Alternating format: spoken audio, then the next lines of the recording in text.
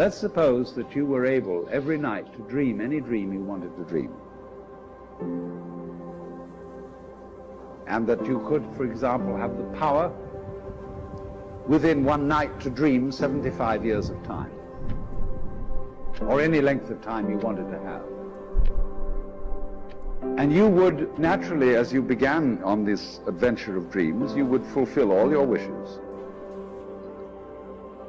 You would have every kind of pleasure, you see. And after several nights of 75 years of total pleasure each, you would say, well, that was pretty great. But now let's have a surprise. Let's have a dream which isn't under control. Well, something is going to happen to me that I don't know what it's going to be. And you would dig that and come out of that and say, wow, that was a close shave, wasn't it? And then you would get more and more adventurous, and you would make further and further out gambles as to what you would dream. And finally, you would dream where you are now.